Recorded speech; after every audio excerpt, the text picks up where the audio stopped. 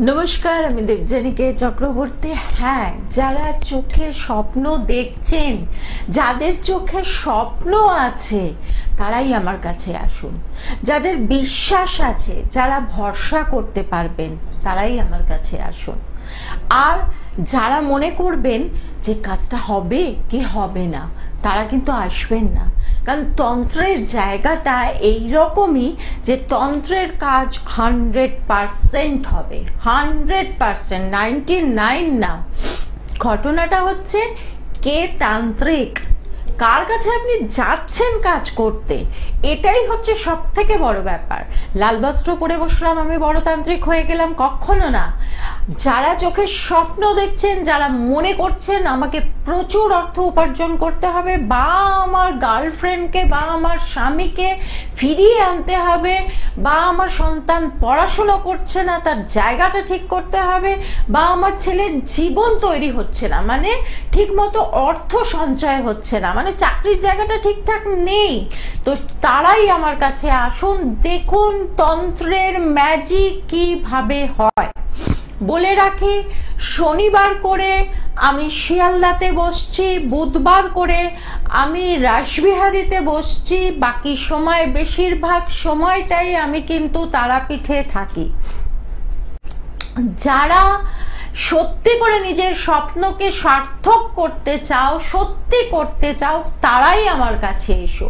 আর যাদের এতটুকু ভরসা আছে, বিশ্বাস আছে, যদি মনে হয় না যে আমাকে দেখে হ্যাঁ এ কিন্তু চিটিংবাজ, তাহলে এসো না। আর যদি মনে হয় যে না, ভদ্রমহিলার কথা তো ঠিক আছে, বা গুগলে গিয়ে সার্চ করতে পারো তোমরা আমার নাম দেখে যে হ্যাঁ আমার রিভিউ কি আছে, আমি চিটিংবাজ কি চিটিংবাজ না, তাহলেই আমার কাছে এসো। তবে অবশ্যই অবশ্যই বলবো, চোখে স্বপ্ন নিয়ে এসো। সেই স্বপ্নটাকে জাগাবার দায়িত্ব কিন্তু আমার। তোমরা স্বপ্ন দেখবে, আমি তোমাদের স্বপ্নকে সত্যি জায়গায় নিয়ে যাব। তো নমস্কার, আমি দেবযানীকে চক্রবর্তী। আজকে চলে এসেছি সোমবার 7:15, মানে দেবযানীর ম্যামের প্রোগ্রাম।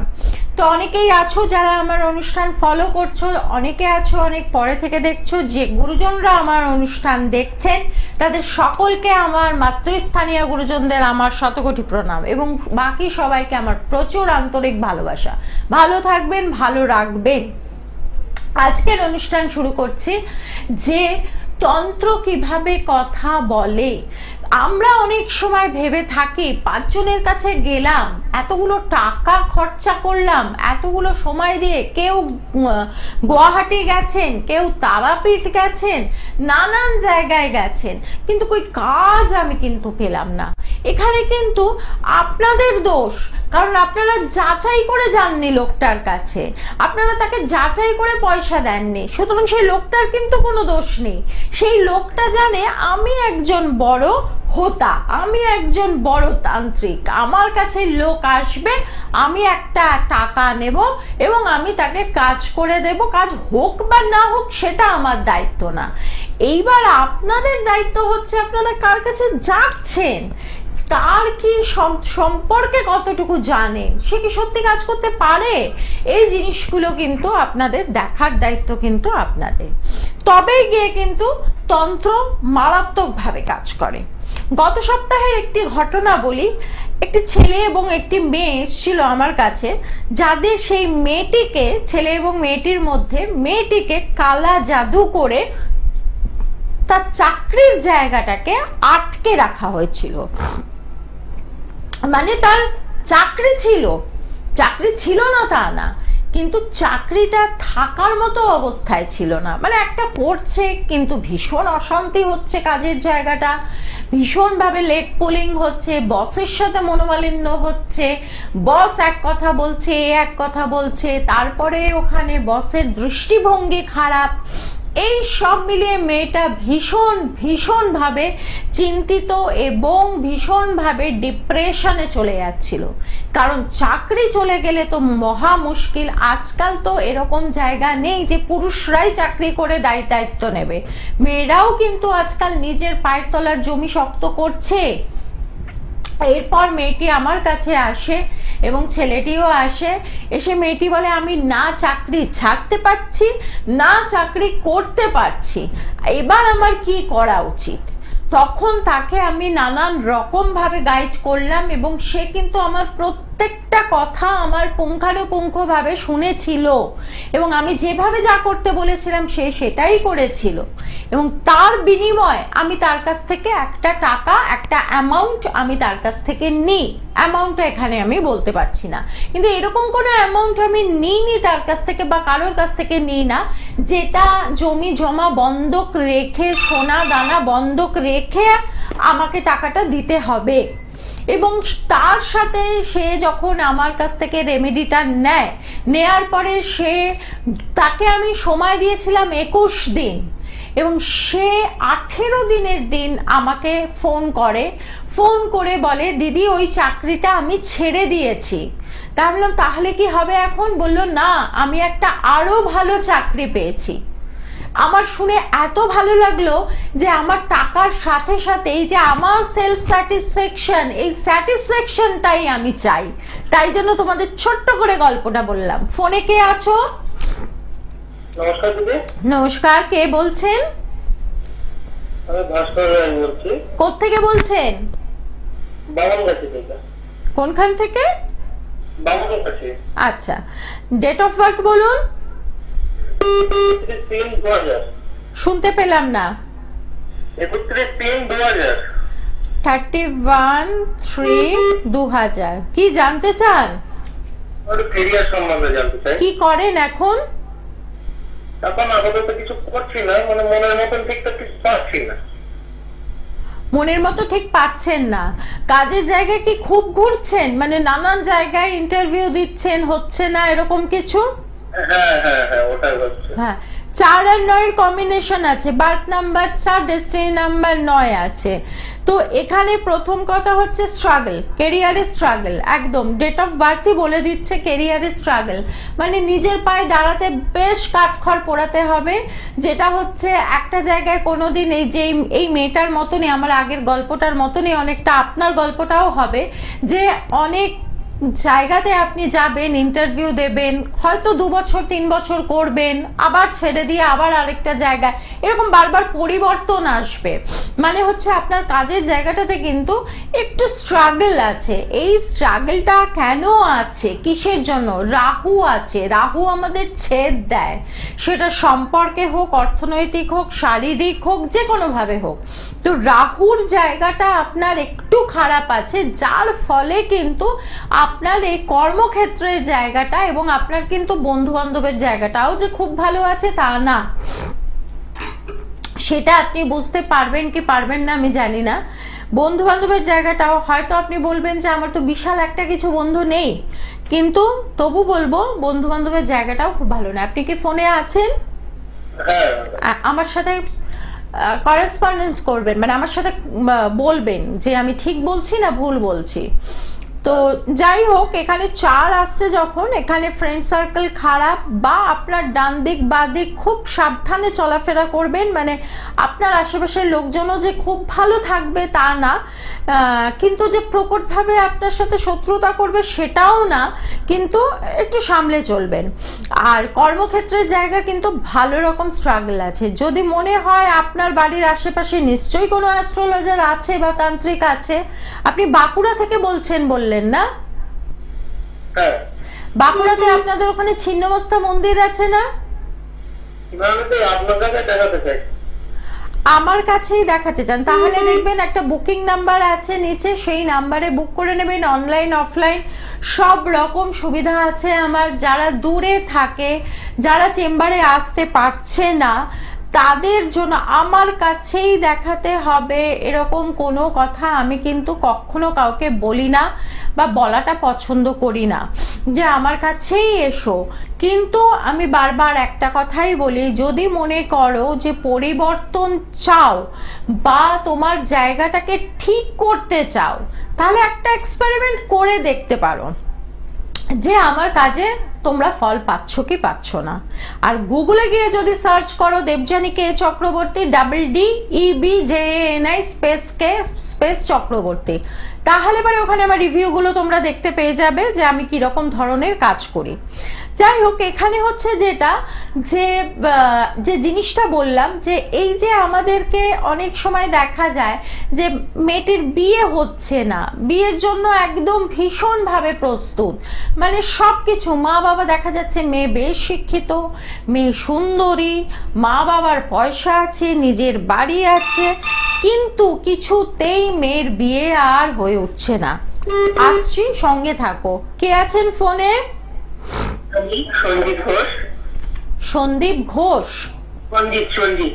সঞ্জিত ঘোষ। কোত্থেকে বলছো? গিরিশ পার্ক। গিরিশ পার্ক, আচ্ছা। হ্যাঁ, ডেট অফ বার্থ বলো। আমার ডেট অফ বার্থ হচ্ছে 7/7/2005। 7/7/2005। হ্যাঁ। কি জানতে চাও? কেরিয়ার? হ্যাঁ, আমার কেরিয়ার সম্বন্ধে একটু জানতে চাই। আমাকে চেনো? আমি আসলে দেখছিলাম 2-3 দিন ধরে আপনার একটু কথা বলে দেখছিলাম টিভিতে, তো ভালো লাগছিল, মানে আমি দেখে মনে হলো ঠিকঠাক, মানে টিভিতে এই একটু আগ্রহ লাগলো দেখে, আমার ক্রিয়ের আমার একটু জানতে আগ্রহ হলো। অনেকে যেরকম প্রশ্ন করেছে, আমার ক্রিয়ের বিষয়ে একটু জানতে আগ্রহ হলো। টিভিতে দেখে ঠিকঠাক বোঝা যায় না বাবু। আসলে বুঝতে পেরেছি, কিন্তু আমার একটু ক্রিয়ের বিষয়ে আমার একটু জানতে আগ্রহ হলো, দেখলাম আমার ভালো লাগলো একটু দেখে, ওই জন্য আমার ভালো লাগলো ক্রিয়ের বিষয়ে। এটাই তো ভুল করো, টিভিতে দেখে ভালো লাগলো চলে গেলাম টাকা দিয়ে, খুব ভুল করো। যাচাই করে নেবে কার কাছে যাচ্ছ, তার কাছে সে বিদ্যাটা সে ঠিক জানে কিনা, কারণ তা না হলে তো। আমার একটু মানে আমার কেরিয়ার সম্বন্ধে একটু আমি মানে জানতে চাও। প্রথম কথা হচ্ছে যে তুমি কি করছো এখন? আমি করছি এখন বিএসসি ডেটা সায়েন্স। আচ্ছা, যেটা আসছে সেটা হচ্ছে একদম পিছনে ছুরি মারার লোক আছে। হ্যাঁ, তুমি যাই করো না কেন, তোমার মানে প্রবল পরিমাণে গুপ্ত শত্রু, নিজেদের মধ্যেই তোমার লোক শত্রুতা করবে।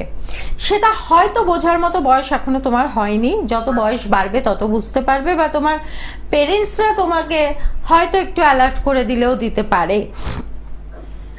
এটা গেল 1 নম্বর। 2 নম্বর হচ্ছে মিষ্টি খেতে ভালোবাসো?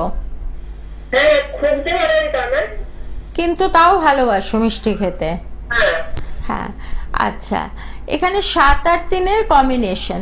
তুমি চাকরি করতে চাও না ব্যবসা করতে চাও?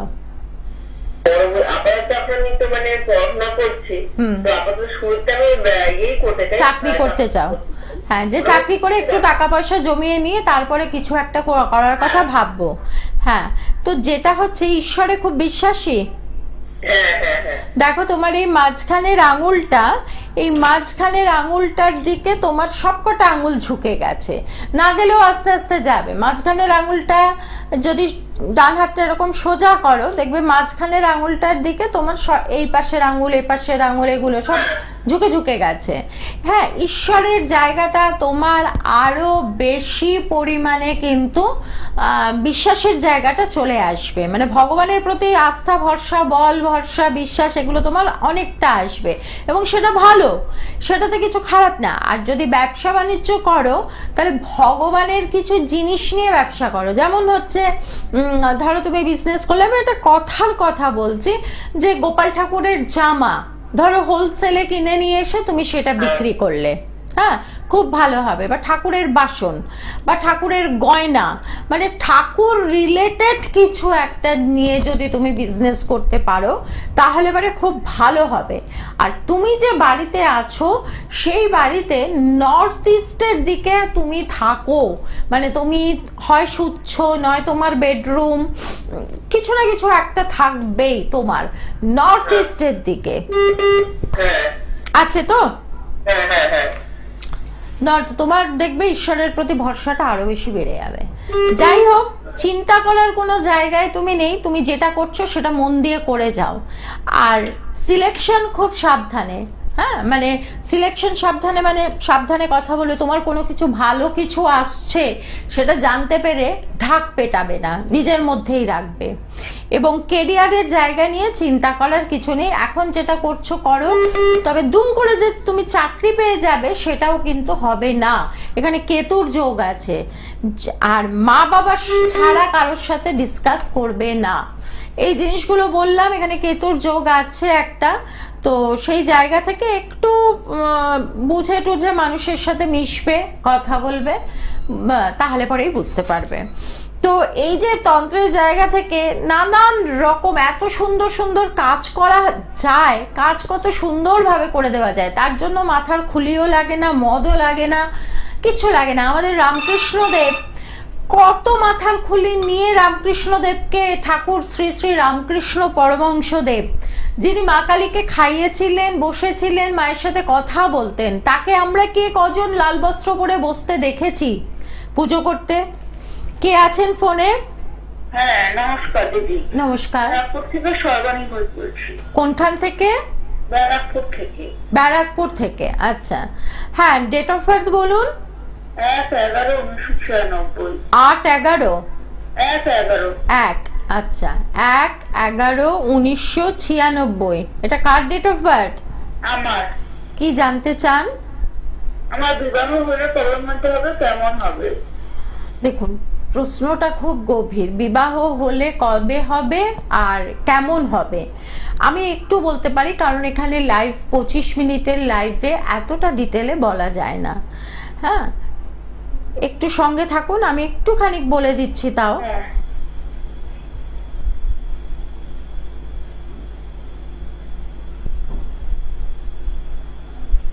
বিবাহ হয়নি এখনো? না। কোন রকম খোঁজ খবরও আসছে না? খোঁজ খবর বলতে টুকিটাকি আসছে। তাহলে এতদিন বসে আছো কেন? যোগাযোগ করোনি কেন কোথাও? যেগুলো আসছে আমাদের পছন্দ শুরু হচ্ছে না, যোগাযোগ করবো। পছন্দ করলেও তো হবে না। পছন্দ ধরো তোমাদের হলো, কোনো না কোনো ভাবে বিয়েটা ভেঙে যাবে, ছেলে পক্ষে আবার না বলে দেবে, এরকম ভাবে তোমার বিয়ের জায়গাটা তো প্রবলেম আছে। এখানে 1 এবং 1-এর কম্বিনেশন আছে, বিয়ের জায়গাটা প্রবলেম আছে। এবং জানি না তোমরা বিশ্বাস করবে কি করবে না, বিয়ের জায়গাটা প্রবলেম করে রাখা হয়েছে। হ্যাঁ, বিয়ের জায়গাটা প্রবলেম করে রাখা হয়েছে। তো সেই জন্য এখানে যে চট করে তোমাদের পছন্দ হবে তো তাদের পছন্দ হবে না, তাদের পছন্দ হবে তো তোমাদের হবে না, বা দুজনের হয়তো পছন্দ হলো, শেষে গিয়ে কেটে গেল, এই রকম ঘটনা ঘটবে। এটা লেন্দি টেনে নেবে। সুতরাং এইটাকে ঠিক করো। তোমার বিয়ের জায়গাটাকে ব্লক করে রাখা হয়েছে। আচ্ছা, একটা প্রশ্ন আছে। আমার একটা রিলেশনশিপ ছিল, কেটে গেছে? মানে ছেলেটির সঙ্গে ছিল, দূরে চাকরি করে, তো এখন কেটে গেছে। এটা তো একরকম ভাবে কেটে যাওয়া, সেটাই তো আমি বলছি যে হবে না, এটা কোনো না কোনো ভাবে কেটে যাবে। ওইটা যেমন দূরে চাকরি করে, সম্পর্কটা এগোলো না, দূরে যাবে না হয়তো তুমি সেই ভেবে, কিন্তু এখানে তো সব রকম ভাবে এটাকে, বিয়ের জায়গাটাকে যদি আমাদের বাড়ি এখানে, ও চাকরি করে ব্যাঙ্গালোরে। হ্যাঁ, তো ব্যাঙ্গালোরে থাকে, তাহলে পরে সেই সম্পর্কটা তো এগোয়নি, যে কোনো কারণেই হোক সম্পর্কটা এগোয়নি, মানে কেটে গেছে, পরিষ্কার কথা। সেটাই বলছি আমি। তুমি এই নিজে দেখলে সেটাও হলো না, সম্বন্ধ আসবে যাবে সেটাও হবে না, কারণ এখানে বিয়ের জায়গাটাকে গন্ডগোল করে রাখা আছে। সেই জন্যই হ্যাঁ,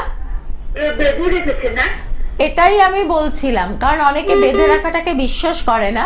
দেখো, তুমি চেষ্টা করো কিছুতেই এটাকে, যতক্ষণ না তুমি ওপেন করবে ততক্ষণ অবধি তোমার বিয়ে হবে না।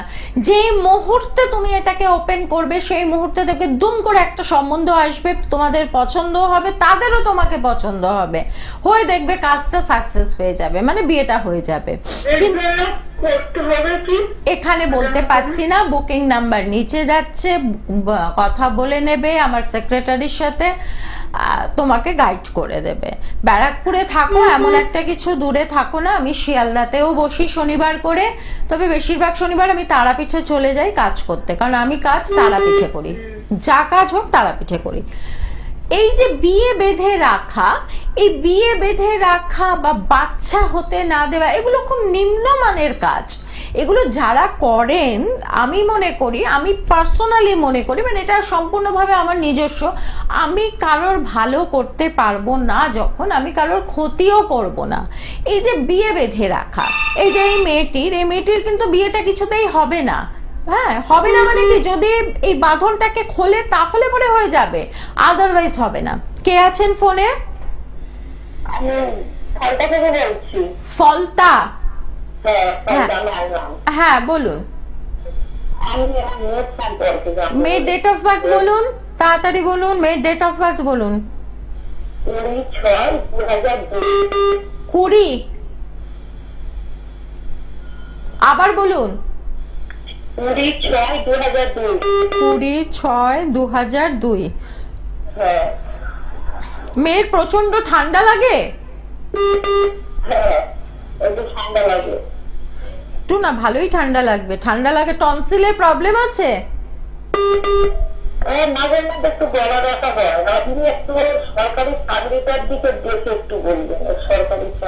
সরকারি চাকরির যোগ নেই, সরকারি চাকরির যোগ নেই। চন্দ্র খুব খারাপ। মেয়ে আপনার অত্যাধিক চিন্তা করে, খুব সামান্য সামান্য ব্যাপারে প্রচুর চিন্তা করে এই মেয়ে। এখানে 2 আর 3-এর কম্বিনেশন আছে। সরকারি চাকরির জায়গা নেই, কিন্তু চাকরিও করতেই পারে। আর সরকারি চাকরি করলেই যে অনেক টাকা হবে বা কিছু, এই তো সরকার, যাই হোক, মানে সরকারি চাকরি মানেই যে একেবারে ভীষণ ভালো জায়গায় আসবে, এটা কিন্তু ধারণা ভুল। বেসরকারি জায়গায় অনেক ভালো ভালোভাবে নিজেদেরকে নিজে প্রতিষ্ঠিত করেছে অনেক ছেলে মেয়ে, তো সেই জায়গাটা ওর আছে। কিন্তু চন্দ্র খারাপ, তো চন্দ্র খারাপ। মেয়ের আপনার রাতে ঘুম ভালো হয় না? ঘুম ভালো হবে না, সাউন্ড স্লিপ হবে না, চোখের তলায় কালি পড়ে যাবে আস্তে আস্তে। হ্যাঁ, এই মেয়ে ও অসম্ভব পরিমাণে চন্দ্র খারাপ। আপনার কথা শোনে?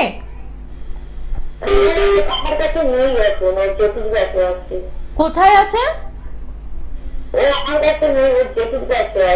জেঠু? আচ্ছা, যাই হোক, মায়ের কথা মানে পুরোটা বিশ্বাস করবে না, মা যা বলবে পুরো না শোনার একটা প্রবণতা থাকবে, এই জিনিসগুলো থাকবে। চন্দ্র খুব খারাপ আছে এই মেয়ের, মানে সকালে একটা ভাববে তো বিকেলে একটা ভাববে, মানে এরকম স্থিরতা নেই। তো এই জায়গাটাকে ঠিক করতে হবে। চন্দ্রের জায়গা খুবই খারাপ আছে, এই চন্দ্র ঠিক না করলে পরে জায়গাগুলো ঠিক হয় না।